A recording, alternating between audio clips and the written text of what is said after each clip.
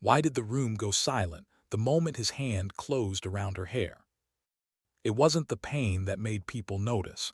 It was the sudden shift in air, like a storm forming indoors, the kind you feel before you hear thunder. His fingers twisted into her ponytail, not yanking hard enough to draw blood, just enough to assert something ugly. Ownership. Superiority. He leaned close, breath thick with beer and entitlement. "Sit down," he said. "We're not done." Laughter rippled behind him. Low, confident, the sound of men who believed the moment was already decided. For 2 full seconds she didn't react. Not because she was frozen. Because she was choosing. Choosing how much of herself to show. Choosing how much damage this room deserved. Then she moved.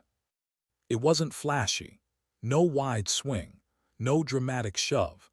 Just a precise shift of weight, a hand rising at the exact wrong angle for him, a pivot that turned his grip into a liability. His feet left the ground before his brain caught up. The Marine hit the floor hard. Air rushed out of his lungs in a broken sound. Chairs scraped back. A bottle shattered. Someone swore. And then silence. The kind that crawls up spines. She stood there calmly, 19 years old, jacket still on, hair slightly disheveled. She reached up, peeled his fingers from her hair one by one, and stepped back. Slowly. Her eyes lifted. Whatever the men in that room saw in her face made no one move to help him. They didn't know her name yet. They didn't know what she could do. They didn't know how many nights she'd spent staring through glass, deciding who lived and who didn't. They only knew, instinctively, that something in this room had just changed. 8 months earlier, she'd been lying prone on a rooftop half a world away. The city below her was already broken, buildings cracked open like old bones, smoke drifting sideways through alleyways where children should have been playing. Somewhere below, a woman was crying, soft, desperate, every sob echoing up through concrete and distance and guilt. Her rifle was steady, her breathing slower than her heart. The scope framed a window barely wider than a doorway. Inside, a man with a gun paced, nervous, dangerous. Between him and the wall, hostages. Her finger rested against the trigger, pressure measured in ounces. Wind speed calculated. Distance corrected. A shot that would cross over a kilometer of uncertainty. Her mentor lay beside her, spotting scope pressed to his eye. He hadn't said a word for over a minute. He knew better. She took the shot. The bullet flew clean. Perfect. It threaded a space smaller than her palm and struck exactly where she intended. The man dropped. 2 hostages lived. A third person didn't. The woman's scream below changed pitch, a sound she would carry with her long after the mission ended. "Target down," she whispered, voice steady because it had to be. Behind her, her mentor exhaled, slow, heavy. "You saved 2 people today," he said gently. She pulled back from the rifle. Her hands didn't shake. That scared her more than anything.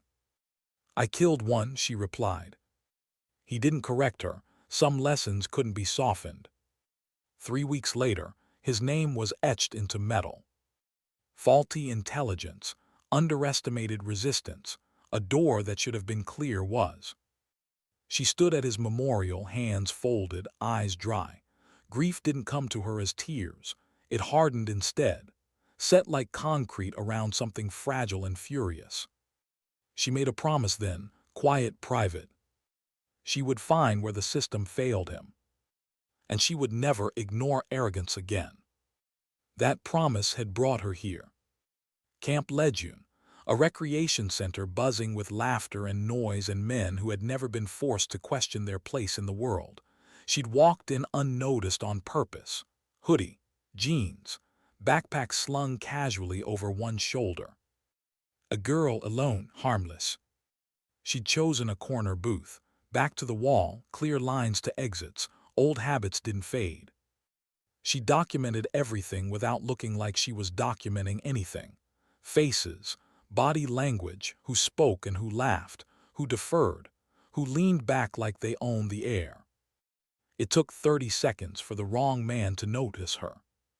He had the posture of someone who'd never been challenged, the confidence of rank worn like armor rather than responsibility. He smiled before he spoke, already sure how this would end. "Well, well," he said, "looks like someone wandered into the wrong room." She didn't look up. Closer, louder. "Hey, sweetheart." That word again. She raised her eyes slowly, calm, flat. "Can I help you?" Something flickered in his expression. Not fear, confusion. Women didn't usually sound bored when he spoke. "This is a marine facility," he said. "You lost." "I'm exactly where I need to be." That bothered him. He sat down without asking. His men closed in behind him, a loose semicircle, a message. She set her phone down. "Uninvited guests don't last long around here," he said. She tilted her head slightly, studied him like a problem already solved. "Funny," she replied. "Last I checked, intimidation wasn't listed as a recreational activity." Laughter broke out from another table. His jaw tightened. That was when he nodded. That was when the Marine behind her reached for her hair. Back in the present, the man on the floor groaned. Someone whispered, "What the hell?" She looked down at him once. No triumph, no satisfaction. Just assessment. Then she lifted her gaze to the rest of them. "You should be careful," she said softly. "Assumptions get people killed." No one laughed this time. She picked up her bag, adjusted her jacket, and walked toward the door, every step measured, unrushed. Behind her, authority shifted. Ego cracked. A room full of men realized, too late, that the girl they'd tried to corner had walked in carrying something heavier than rank. She paused at the door. "Tomorrow," she added without turning around, "we'll see if you're worth saving." The door closed behind her. And for the first time that night, the silence didn't belong to her. Why didn't she look back when the door closed behind her? The night air outside the recreation center was cool, sharp enough to wake the skin. She walked without hurry, boots quiet on concrete, heart steady.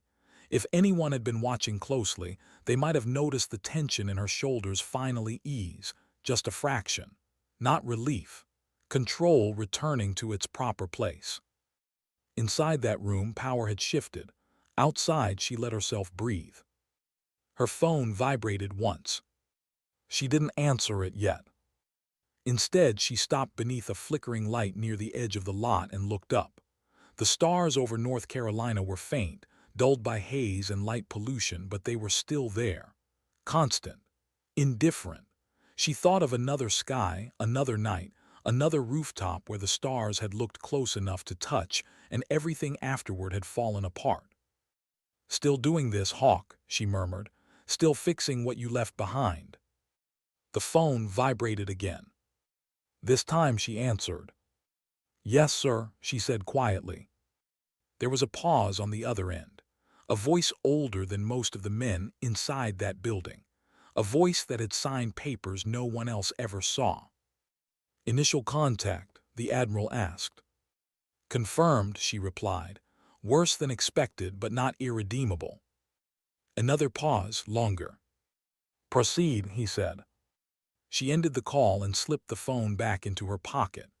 The weight of what she just set in motion settled over her like a familiar rucksack, heavy, uncomfortable but balanced. She walked toward her temporary quarters without escort. She didn't need one. Behind her in the recreation center, chaos was blooming. The Marine she'd dropped was still on the floor, cradling his arm like it might betray him if he let go. Laughter had vanished. Phones were out now, not recording bravado but replaying reality. Men replayed the moment over and over, watching her move frame by frame, trying to understand how a girl half their size had dismantled someone they feared. The staff sergeant stood frozen, fists clenched, face cycling through disbelief, anger, and something that looked dangerously close to dread. "Who the hell was that?" someone finally asked. No one answered. Then one of the younger Marines spoke, voice barely above a whisper. "Sarge, I think we messed up." That was when the staff sergeant's phone buzzed. One message, no sender ID. Training Facility Bravo, entire platoon, no exceptions. He read it twice, then a third time. His throat felt dry.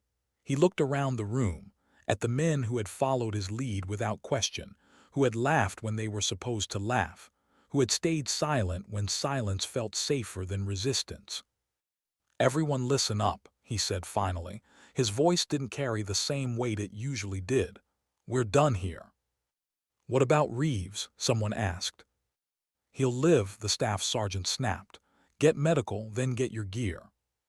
"What's going on?" another Marine asked. The staff sergeant didn't answer right away. His eyes drifted to the door she'd walked through, as if she might still be standing there listening. "We're being evaluated," he said finally. That word landed hard. Evaluation meant exposure, meant scrutiny, meant that all the shortcuts and assumptions and unspoken rules were about to be dragged into the light. And light was unforgiving. Hours later, long before dawn, she stood alone inside Training Facility Bravo. The building smelled like rubber mats, oil, and old sweat. The lights buzzed faintly overhead. She walked the perimeter slowly, fingers trailing along walls, eyes cataloging exits, blind spots, sightlines. She imagined them moving through this space the way they always did, predictable, confident, loud when they thought no one was listening. She smiled faintly. Her phone chimed once more. A single message this time, forwarded from command. 3rd Scout Sniper Platoon. Intelligence failures linked to Operation Crimson Passage. KIA, Derek Morrison. She closed her eyes. There it was, the rot she'd come to excise. When the Marines arrived at 500, they found her already there. Not standing at attention, not waiting to impress, just leaning against a table, coffee in hand, dressed in plain working uniform. No weapon visible, no show of force. They lined up automatically, years of conditioning snapping into place. The staff sergeant stepped forward. "Staff Sergeant Connor Briggs, reporting as ordered." She looked at him for a long moment before speaking, not confrontational, assessing. "You grabbed my wrist last night," she said calmly. The room stiffened. "Yes, ma'am," he replied. That wasn't an accusation," she said. "It was a reminder. You act before you think. That habit gets people killed." Silence pressed down on them. She set the coffee aside and finally faced the formation. "My name is Maya Chen," she said. "For the next 72 hours I am your problem." A ripple moved through the ranks. Recognition sparked in a few eyes. The name carried weight in certain circles. Whispers followed it. She continued. "You're here because your intelligence assessments have been trusted without verification. Because confidence replaced caution. Because someone I trained under died believing your word was good." Her voice didn't rise. It didn't need to. Briggs swallowed. "You don't get to defend yourselves today," she said. "You don't get to explain. You get to demonstrate." One Marine shifted his weight. "How?" he asked. She met his gaze. "By trying to find me." Confusion rippled outward. "In 15 minutes," she went on, "I will disappear into this facility. You will have 2 hours to locate, fix, and capture me." A few nervous laughs. She waited until they died. "If you fail," she added, "I recommend your unit for disbandment." The word landed like a blade. Briggs stepped forward again. "Ma'am, with respect." She cut him off. "With respect, Staff Sergeant, respect is earned. So far, you've borrowed it."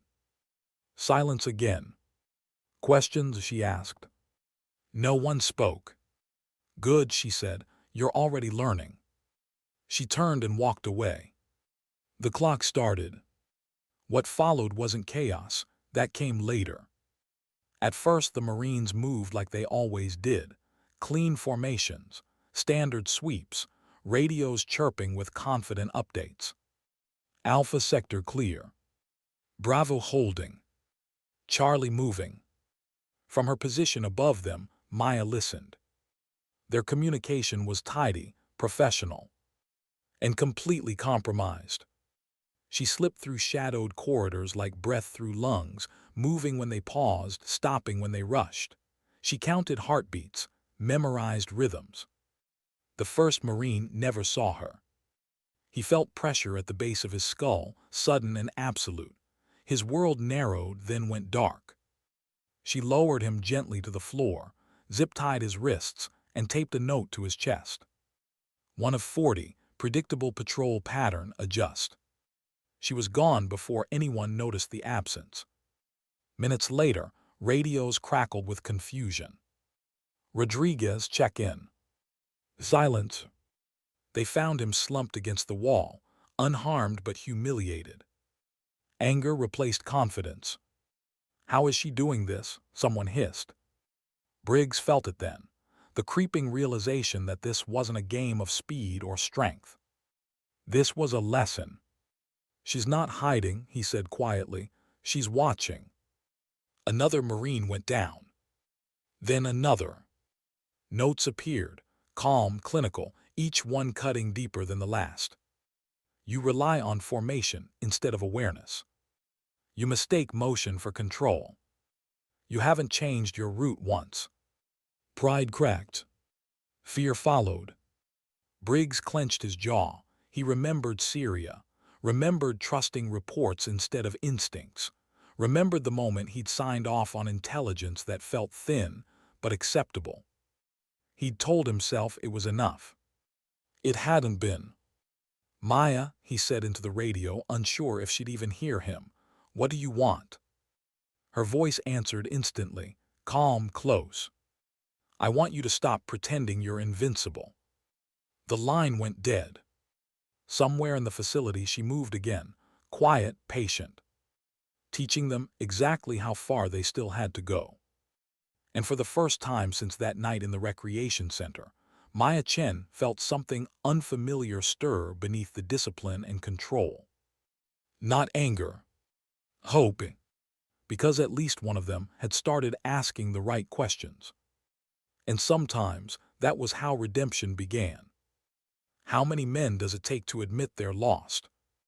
By the time the second hour bled into the third, the answer became painfully clear. Too many. The facility had gone quiet in a way that felt wrong. Not disciplined quiet, not tactical silence. This was the kind of hush that crept in when confidence drained out through the cracks and left something hollow behind. Boots no longer struck the floor with certainty. Radio stayed muted longer than necessary. Every shadow looked intentional now. Briggs felt sweat roll down his spine, slow and cold. He wiped his palms against his fatigues and forced himself to breathe evenly. Panic made noise. He couldn't afford that. They had lost 9 men. Not injured, not eliminated, just removed, one by one, each time with a message that cut closer to bone. Your rear security is performative. You look where you expect danger, not where it waits. You trust rank instead of observation. Briggs hated how accurate they were. He crouched behind a support pillar and closed his eyes for half a second, long enough to remember Morrison's face. The way he'd grinned in the video call 2 nights before the op. The way he'd said, "Feels too easy, Sarge," and laughed it off when Briggs hesitated. Briggs had hesitated. Then he'd signed off anyway. That signature lived in his chest now, heavy as a second heart. Spread out, he finally ordered, voice low. No formations, no patterns, think like prey. A few Marines exchanged looks. Prey wasn't a word they liked. But they obeyed. From above, Maya listened. She lay flat on a metal beam just beneath the ceiling, muscles relaxed, breath slow. From here she could see 3 corridors at once, The Marines below moved differently now. Less noise, less certainty. Better. She marked it mentally. Adaptation under pressure, delayed but real. Her radio buzzed once, command checking in. She ignored it. This wasn't about them, not anymore. She thought of Morrison again, of the way he'd taught her to listen to rooms, not just people, to feel intent in the air, to notice what didn't fit. "You're too forgiving," he'd told her once after she'd let a trainee slide. "That's not mercy, that's delay." She hadn't understood then. She did now. A Marine paused beneath her beam. Young, 22 maybe, jaw clenched too tight, weapon angled slightly too high. Nervous. Maya dropped silently behind him. Her presence registered only when her forearm locked around his shoulder and her knee pressed into the back of his leg. "Breathe," she whispered. He froze. She guided him down gently, controlled. No panic, no injury. She secured his wrists and leaned close. "Why are you here?" she asked. His voice cracked. "Because I thought I was good at this." She considered that. "So did we all," she said and slipped away. When Briggs found him minutes later, the Marine was sitting against the wall, eyes distant. "What did she say?" Briggs asked. The Marine swallowed. She asked the wrong question. Briggs frowned. "What do you mean?"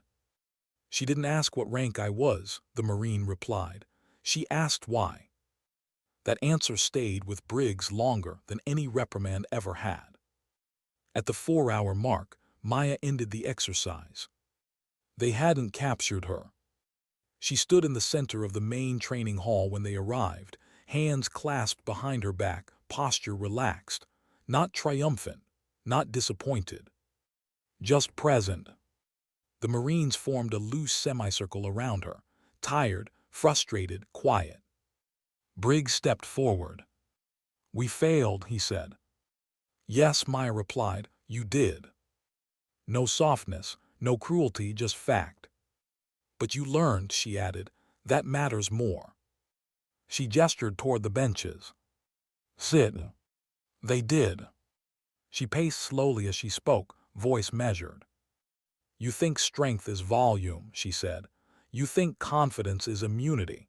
You think rank protects you from consequence." Her gaze moved across them one by one. "It doesn't." She stopped in front of Briggs. "Tell me why you approved Crimson Passage." Briggs felt every eye on him. "It was within parameters," he said. "Intel suggested." She raised a hand. "I didn't ask what the report said," she replied.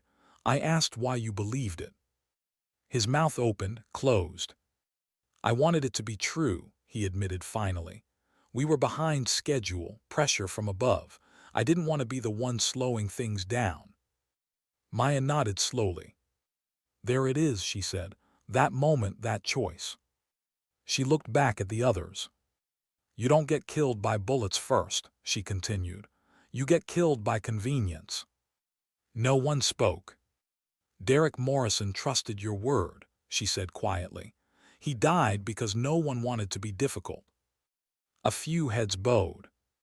Maya felt the old weight press against her ribs, the image of Morrison's empty bunk, his mug still on the counter, his laugh echoing in places it no longer belonged. She inhaled. "I didn't come here to punish you," she said. "I came because I don't want to attend another funeral that could have been prevented." She paused. "And because someone needs to remind you that professionalism without humility is just ego in uniform." The word settled. Command arrived an hour later. High-ranking, polished, concerned in the way only distance allowed. Maya briefed them succinctly, no embellishment, no emotion. When it was over, the Admiral pulled her aside. "You made your point," he said. "You could stay, lead the reforms." Maya looked back at the platoon, at Briggs standing straighter now, listening harder. "They don't need me to lead," she replied. "They need to remember." The Admiral studied her. "And you," he asked, "what do you need?" She hesitated. That was harder. I need to stop pretending I can fix everything, she said finally, including myself. He nodded, take the time. That night, Maya returned to her quarters and sat alone on the edge of the bed. For the first time in months, the quiet didn't feel hostile. She pulled a small notebook from her bag, worn, creased. Inside were names, dates, short sentences that carried too much weight. She added one more line beneath Morrison's name. Lesson delivered, not finished. She closed the book. Outside, the base settled into routine.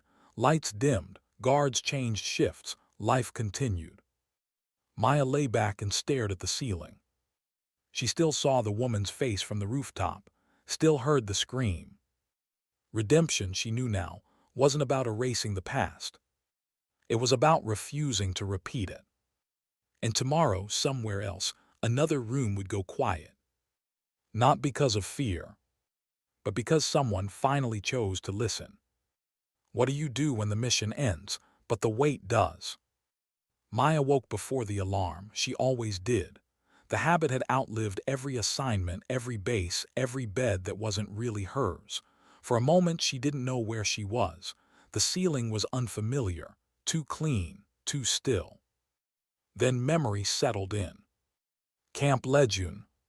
Training Facility Bravo. Briggs Morrison. The lesson that had landed but hadn't finished echoing. She sat up slowly and let her feet find the floor. Cold, grounding, real. Outside, the base was already moving, engines turning over, boots hitting pavement, orders exchanged without looking at faces. The machine never slept, it just shifted gears. She pulled on her jacket and stepped out into the early light. Dawn painted the horizon in soft, deceptive colors, pink and gold, like the world was gentler than it actually was. She knew better. Her phone buzzed as she crossed the lot. Unknown number. She stopped walking before answering. Chen, she said. A breath on the other end, controlled, familiar in its restraint. It's Briggs. She closed her eyes briefly. Yes, she replied. I didn't sleep, he said. No apology, no excuse, just truth. Good, she said. Neither did I. A pause. They're reopening Crimson Passage, Briggs continued.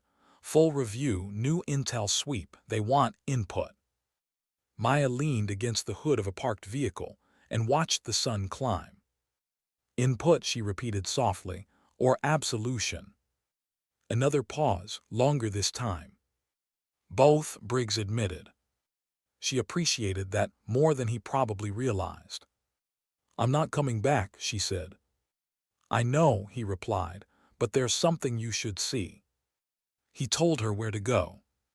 30 minutes later, she stood in a briefing room that smelled like stale coffee and old decisions. Screens glowed dimly along one wall, maps frozen in time, routes marked in red and blue like the world was ever that simple. Briggs waited near the table. He looked different this morning, not smaller, quieter, like someone who had learned the cost of filling space unnecessarily. He nodded when he saw her.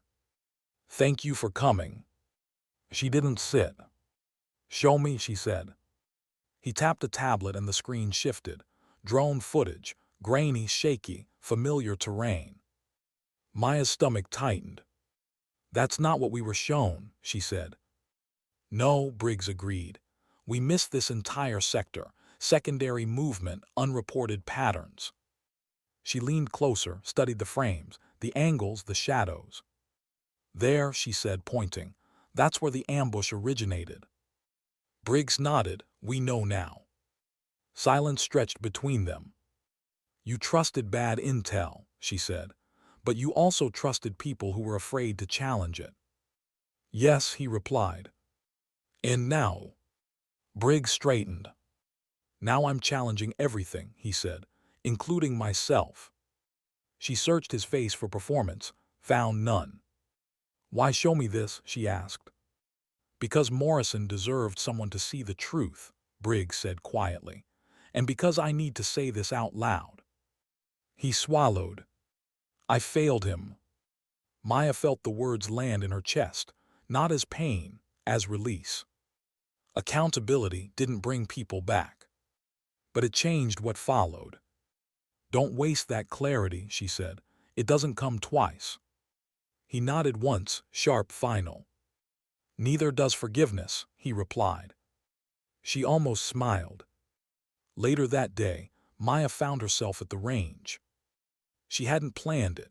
Her body had brought her there before her mind caught up. Muscle memory guiding her hands as she checked a rifle she hadn't fired in months. The familiar weight settled into her shoulder, comforting, dangerous. She lined up the sights, then stopped. Her hands trembled, just barely. She lowered the rifle and exhaled slowly. This was the part no one filmed. The part where strength hesitated, where confidence questioned itself. She stepped back and set the rifle down. "Not today." Her phone buzzed again. This time it was command. "Your recommendation stands," the Admiral said without preamble. "Briggs stays, oversight increases, training protocols change." "And Morrison?" Maya asked. A pause. "His file will reflect the truth," the Admiral said, "not the convenient version." Maya closed her eyes. "That's all I wanted," she said. When the call ended, she stayed at the range a while longer, watching others train. Young men, focused, certain they understood the rules. She wondered which of them would survive long enough to realize how little certainty mattered. As the sun dipped lower, she walked the perimeter of the base one last time. She didn't look back at the buildings. She didn't need closure from places. Her closure lived elsewhere. That night in her quarters, she opened her notebook again. She reread the names, the dates, the fragments of moments that had shaped her more than any commendation ever could. She stopped at Morrison's name. Her pen hovered. Then she wrote, "Truth acknowledged, pattern disrupted, still carrying you." She closed the notebook and placed it back in her bag. Tomorrow she would leave. Not to another base, not to another evaluation. Somewhere quieter, somewhere that didn't need her to be sharp every second of every day. But tonight, as she lay in the dark, the past pressed close. The rooftop, the shot, the scream. She didn't push it away. She let it sit beside her. Because resilience, she had learned, wasn't about forgetting. It was about making room for the weight, without letting it decide who you became. And for the first time in a long while, Maya believed that was possible. Why did it feel harder to leave than it ever had to stay? Maya stood at the edge of the tarmac just after sunrise, duffel bag at her feet, hands tucked into the pockets of her jacket. The transport plane idled nearby, engines humming with patient indifference. It would take her anywhere she asked. It always did. She hadn't told anyone she was leaving today. That was intentional. Goodbyes turned things solid, permanent, and she wasn't ready to decide what this chapter was yet. She watched ground crews move with practiced efficiency. Everyone here belonged to something, a unit, a schedule, a certainty. She felt untethered. The phone in her pocket vibrated. She knew who it was before she checked. Briggs. She let it ring once, twice. Then answered. "Morning," she said. "I heard you're leaving," he replied. She exhaled softly. "Bases talk." "They do," he agreed, "especially when something shifts." Silence stretched between them, not uncomfortable, just honest. "I didn't come to say goodbye," Briggs finally said. "I came to say thank you." Maya closed her eyes briefly. "For what?" she asked. "For not letting us hide," he said, "and for not staying long enough to become something we could lean on instead of becoming better." She considered that. "Don't confuse discomfort with growth," she said. "They feel similar at first." "I won't," he replied. A pause. You were right about something else too, Briggs added. About forgiveness. Maya waited. I don't expect it, he said, but I'm earning something adjacent. She smiled despite herself. That's usually how it starts, she said. When the call ended, she slipped the phone away and picked up her bag. A voice behind her stopped her. Ma'am. She turned. The Marine she'd taken down during the exercise stood a few steps back, younger than she'd remembered. His arm was in a sling now, but his posture was straight, nervous, respectful. I just wanted to say, he began, then hesitated. I was wrong that night and after. She waited. I thought strength was about control, he continued. Turns out it's about restraint. She nodded. It usually takes losing control to learn that, she said.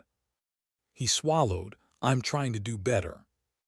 That's all anyone can ask, she replied. He stepped aside, giving her space to pass. As she walked toward the plane, she felt something ease inside her. Not closure, not forgiveness. Momentum. The flight was quiet, low, the kind that gave you too much time to think. She stared out the small window as coastline blurred beneath them, water and land folding into each other like old arguments. Her mind wandered to places she rarely allowed it to linger. To the woman on the rooftop mission. To the scream that had followed the shot. To the way she'd told herself she couldn't afford to feel it. Halfway through the flight, turbulence shook the cabin, subtle, persistent. Her hand tightened on the armrest before she could stop it. She breathed through it. You're safe, she reminded herself. This isn't that. But the body remembered faster than the mind ever could. She closed her eyes. A different memory surfaced. Not the shot. The aftermath. The silence in the stairwell as she descended from the rooftop. The way her mentor had rested a hand briefly on her shoulder, not comforting, acknowledging. You did what you were trained to do, he'd said. She nodded then, like that explained everything. Now, years later, she understood the missing piece. Training taught you how to act. It didn't teach you how to live with it. The plane landed mid-afternoon in a place that felt deliberately forgettable. No banners, no ceremony, just concrete and distance. Maya rented a car and drove inland until the landscape flattened and the noise fell away. She checked into a small roadside motel, clean, anonymous. That night, she walked to a nearby diner and ordered coffee she didn't finish. She listened to conversations that had nothing to do with tactics or rank or consequences measured in lives. It felt foreign. It felt necessary. Back in the room, she unpacked slowly, every item placed deliberately, as if she were testing whether she deserved stability. Her notebook sat on the bed. She hesitated before opening it. When she did, she didn't turn to the names. She turned to a blank page. Her pen hovered. Then she wrote something new. I am more than what I've survived. The words looked fragile, uncertain. She didn't cross them out. The next morning she woke to rain. Soft, steady, cleansing in a way gunfire never could be. She walked without a destination, letting the weather soak into her jacket, into her thoughts. She passed people who didn't know her story, who didn't need to. Halfway down a quiet street, she stopped. A small park sat empty beneath the gray sky, benches wet, trees bare. She sat anyway. For the first time in years, she allowed herself to imagine a future that didn't revolve around correction or consequence. Teaching, advising, or simply living quietly enough to hear herself think. The idea didn't scare her as much as it once had. Her phone buzzed again. A message from command, short. Stand by, possible civilian advisory request, coastal region, non-combat. She stared at the screen. Not a mission. A choice. She slipped the phone back into her pocket and watched the rain fall. Whatever came next, she knew one thing for certain. She would no longer disappear into roles that consumed her without question. If she stepped forward again, it would be on her own terms. Because strength, she was learning, wasn't about how much you could endure. It was about knowing when to stop running from yourself. What does redemption look like when no one is watching? Maya stood at the edge of the coastal road as dawn broke, the ocean stretching out before her like a held breath finally released.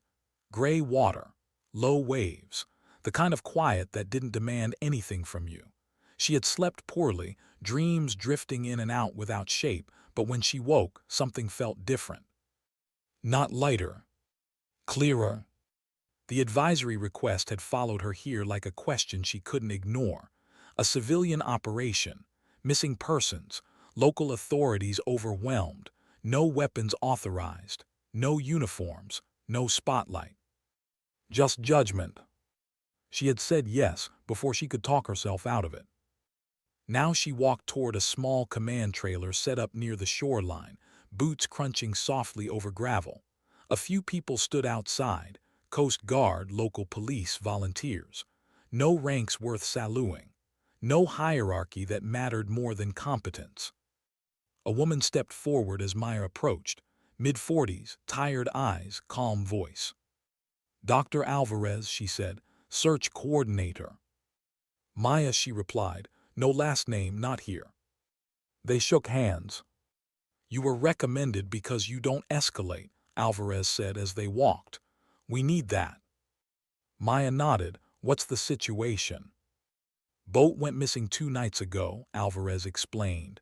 3 civilians, weather turned fast, wreckage spotted offshore this morning. Maya listened, asked quiet questions, wind direction, tides, time gaps. She watched how people spoke when they were worried and how they avoided looking at the water. Fear, she had learned, didn't always shout. They reached a map spread across a folding table. Maya leaned in, studying it. Something tugged at her attention, not a detail that jumped out, but one that felt off. "This current," she said, tracing a finger, "it doesn't behave the way your models assume." Alvarez raised an eyebrow. "You're certain?" "I'm curious," Maya replied. "There's a difference." They adjusted the search grid. Hours passed. They walked beaches, scanned debris, spoke to locals who knew the sea better than any algorithm ever could. Maya moved among them easily, offering help without taking control, listening more than speaking. When they found the first survivor, it was almost anticlimactic. A man clinging to a piece of hull wedged against rocks, dehydrated, hypothermic, alive. The relief was immediate, loud, messy. Maya stayed back as medics rushed in. She watched the man's chest rise and fall, watched his eyes search faces for reassurance.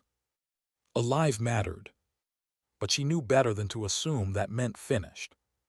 They found the second survivor an hour later. The third took longer. The sun dipped, the tide shifted again, doubt crept back in. Alvarez approached her quietly. "We may need to call it," she said, "lights fading." Maya looked out at the water. "Give me 30 minutes," she said. "Not because I'm sure, because I don't want to regret leaving early." Alvarez studied her, then nodded. Maya walked alone along the rocks, scanning patterns the way she once scanned windows and rooftops. She wasn't hunting an enemy now. She was searching for a life that might still be waiting. And there, movement, a flash of color between foam and shadow. She climbed carefully, muscles steady, breath controlled. She reached a small inlet where debris had collected unnaturally, held in place by a strange convergence of currents. A woman lay there, barely conscious, breathing shallow but present. Maya knelt beside her. "You're safe," she said softly, even before she was certain. "I've got you." The woman's eyes fluttered open, fear, then relief. Alive. When they brought her back, the relief was quieter this time, deeper, the kind that settled instead of exploding. As night fell and operations wound down, Alvarez stood beside Maya near the water. "You could have led this," she said, "taken over." Maya shook her head. "Leadership isn't about being seen," she replied. "It's about making sure the right thing happens, even if no one knows who pushed." Alvarez smiled faintly. "You sound like someone who's learned that the hard way." Maya didn't answer. Later, alone again, she sat on the beach and let the cold sand seep through her clothes. The ocean breathed in front of her, endless, indifferent, honest. She thought of Morrison, of Briggs, of the Marine who had learned restraint too late, but not too late to change, of the woman on the rooftop whose scream had followed her across years and continents. For the first time, the memory didn't tighten her chest. It still hurt, but it no longer owned her. Her phone buzzed once more, a final message from command. "Offer stands, advisory role on your terms." She didn't reply right away. She watched the horizon darken, stars appearing one by one, quiet and patient. When she finally typed, it was brief. "I'll help where I can. I won't disappear into it." She sent the message and turned the phone off. Tomorrow would come, whether she planned for it or not. For the first time, that didn't feel like a threat. Maya stood and brushed sand from her hands. She looked out at the water one last time before turning away. Strength, she knew now, wasn't about proving anything. Resilience wasn't about never breaking. And dignity didn't need an audience. Sometimes it was a quiet decision made when no one was watching. Sometimes dignity doesn't speak. It simply acts.